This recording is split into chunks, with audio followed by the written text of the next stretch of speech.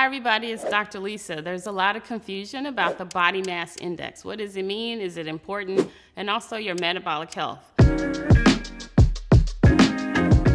So one day I was watching The Reel and they were having a conversation about this. So I thought I'd weigh in on what they had to say. I had a BMI test where you stand on the machine and it tells you what your body mass index is. And it is a known thing that if your body mass index is over 40% of your body is fat, then that actually means that you are medically obese. The BMI tests are not all the same, and they don't all give you the exact same measurement. Just because your BMI or your body mass index is high doesn't necessarily mean you're unhealthy. So people can hear that and think if you're medically obese that has to mean that you are, overweight, super overweight, when it actually just means that more than 40% of your body is fat.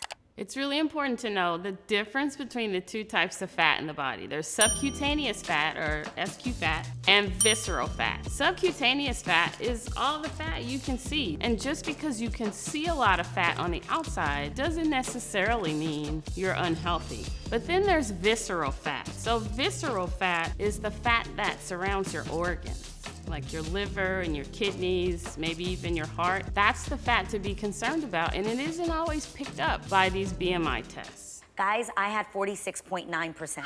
Whoa, okay, I bet she's gonna say 46% sounds like a high number, but again, remember, we're not sure what her BMI test was measuring. In that moment, he said, this is something really concerning because at this point, you are on the spectrum of highly getting heart disease, heart attack, diabetes, and those kinds of things. If her doctor is only going by the fat he can see or the fat that's being measured by the BMI test he did, it could not be very accurate at all. Just be careful. BMI, technically, if you look at the guidelines, anyone over 35% BMI is considered obese. But because people range in sizes and shapes, and then there are genetics that also determine your body makeup, all of those factors are not taken into account when you get this measure, because the BMI is basically a calculation of how tall you are and how much you weigh. I just want people to know that you do not have to be what people consider fat. Coming up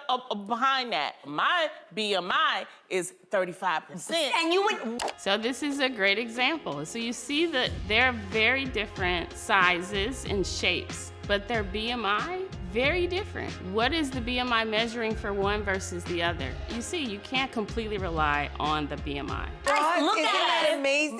Look at us. I'm fat on bones. I have no muscle. I'm not even pre-diabetic. That's what they say. Get a physical, go to the hospital, because you can't go by just looks. This is very true. You can't look at a person on the outside and tell how healthy they are on the inside. And she's right. You have to get your blood drawn so that you can know your numbers. And the numbers you need to know are your blood pressure, your waist circumference, which is how big around your waist is, your cholesterol, but not just your total cholesterol number, but the test underneath that number, and your blood sugar. The doctor needs me to lose 30 pounds of fat, and I need to 30? For someone her size, losing 30 pounds is a lot. So it will be very important for her if she insists on losing 30 pounds, which I'm not sure she needs to ensure she bulks up. So she needs to engage in resistance exercise so that she can build her muscle mass. So the take-home message is, looking at your BMI alone is not enough to tell you how healthy you are. You really have to look at the whole picture, your total health. Let us know what you thought about this conversation, and have you had your BMI checked? If you have questions about your health, leave them here for us at Grapevine Health.